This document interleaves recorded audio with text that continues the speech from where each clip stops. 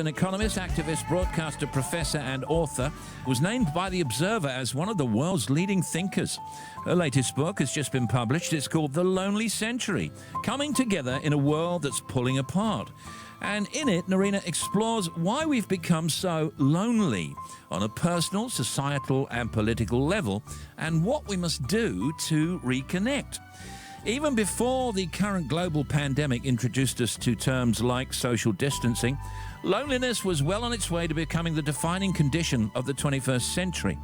So it's a big question. Why is that? Well, why I wanted to write the book is because it is such an important issue affecting so many of us, young as well as old, that we don't really talk about enough. Loneliness is not only extremely harmful to our mental health, which is what we'd think of when we think about loneliness, but also, as my research found, to our physical health too. It's as bad for us as smoking 15 cigarettes a day. And yet there's so much that we can do to address the crisis. And why are we so lonely? Many, many reasons. I think technology is obviously a driver, with our smartphones, of course, a culprit.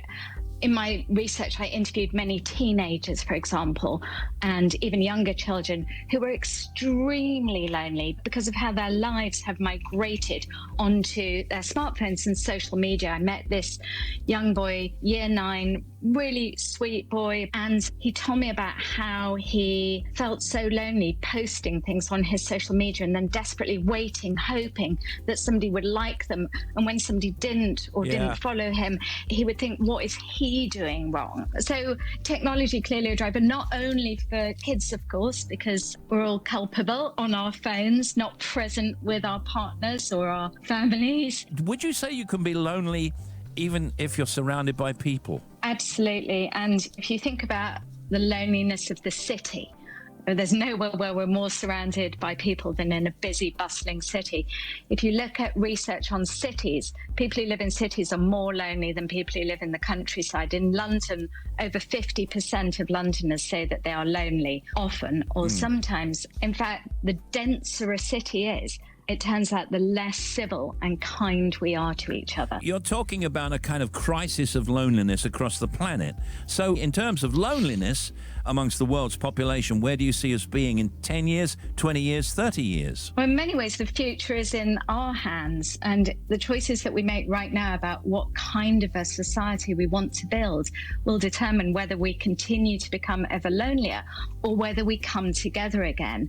And the pandemic really reminded all of us of the importance of community, of the importance of being anchored in your own local neighborhood, kindness and care, values that we lost touch of maybe really holding up as important in recent years. And there's so much we can do to mitigate loneliness ourselves, whether it's putting down our phones and being more present with each other, or supporting our local community and shopping in our local shops, or even just smiling more and saying thank you more to others. Well, on that subject, and the chapter about the solitary city is very, very interesting. I mean, do you think because social habits and attitudes have changed so much, we have to almost relearn how to behave and how to interact with other people? Yes, especially amongst the young. Part of it is that heads in our phone, we're getting worse at communicating in person.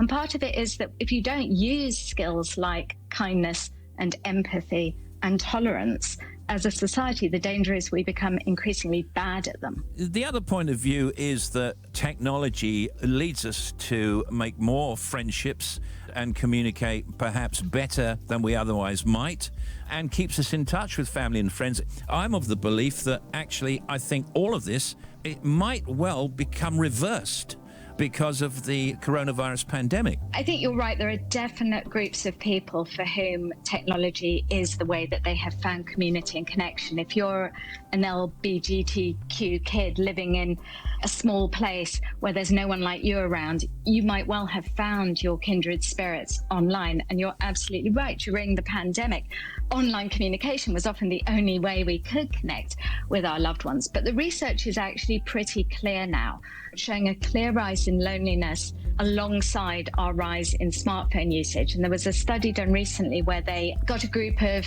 young people, and one half of the group was able to use their smartphones as usual, and the other group was told expressly to stay off Facebook. And the group that stayed off Facebook were significantly less lonely, but also they found that it was almost as good for their mental health as seeing a therapist. The Lonely Century, Coming Together in a World That's Pulling Apart by Narina Hertz, is out now in hardback and ebook. Thanks, Narina. Thanks very much. Stay well. Thanks for having me on. Thank you. Pleasure. Bye-bye. Narina Hertz, everybody. Yeah.